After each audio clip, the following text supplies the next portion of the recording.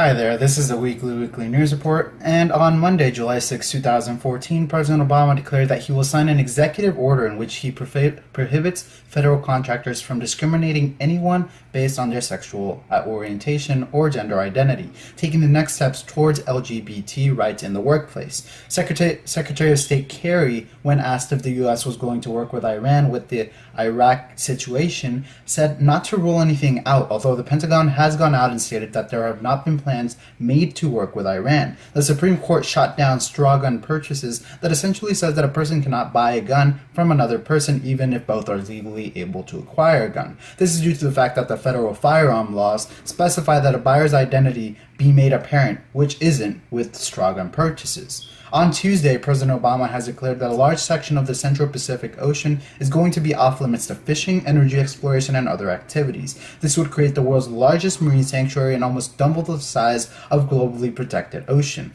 The Supreme Court left intact a decision made by a lower court that barred graduating in churches in a 5-4 vote. The case was due to a public school district in Wisconsin holding graduations in an evangelical Christian church. It was revealed in the Washington Post that Ahmed Abu Khatala, an alleged key person involved in the Benghazi attack of 2012, was captured over the weekend. He came to power during the 2011 uprising against Gaddafi.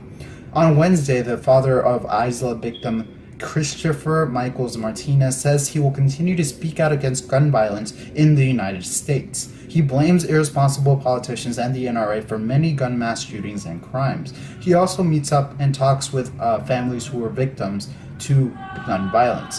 The housing market, according to NPR, is still sluggish due to the fact that there are many young people who are not striking out on their own to live and opt to live with their parents or other such arrangements. NPR blames the youths. If said young people did move out and purchase houses, the housing market would be back on track, jobs would be replenished, and would in turn help the economy. But this hasn't happened yet. Governor Rick Perry and other Texas state officials have authorized the Department of Public Safety to begin emergency surge operations along the Mexican-Texan border, adding an additional $1.3 million to their weekly funding. The additional security to the border is due to a high number of immigrants coming in from Central America. On Thursday, President Obama has declared that he plans on making same-sex couples eligible for emergency family leave, regardless of whether a state recognizes their marriage, making good on his promise after the Supreme Court struck down the Defense of Marriage Act last year. President Obama is prepared to send 300 military advisors to Iraq to instruct and train their government security forces. Obama stresses that they will not be fighting and that he plans instead to leave the conflict in the hands of the Iraqis. Obama also notified Congress on Monday that he plans on sending 275 troops to Iraq to protect the American embassy and personnel.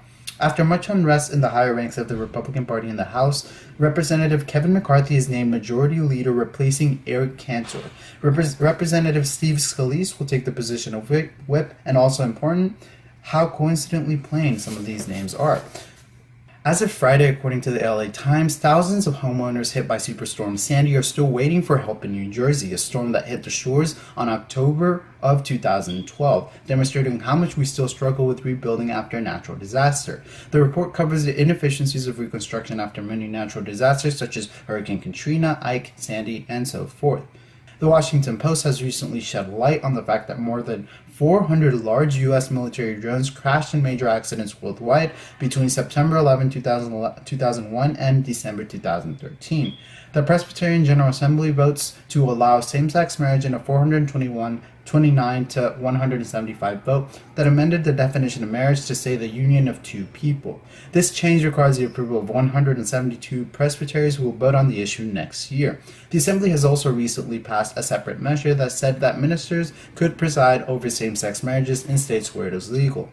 Governor Jerry Brown signed California's new $156.3 billion budget on Friday, which ensures funding for California's bullet train construction. The fund also increases welfare payments and preschools for children in poverty. Also, just in, California has a government. Obama pledges millions to fix security and to slow the flow of illegal children into the country by expanding the government's power when it comes to processing and deporting people.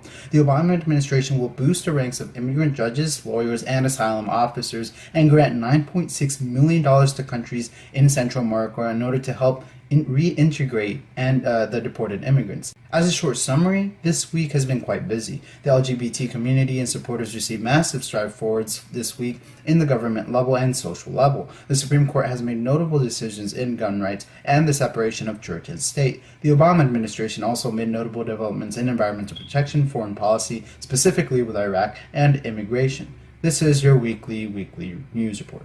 Maldonado out.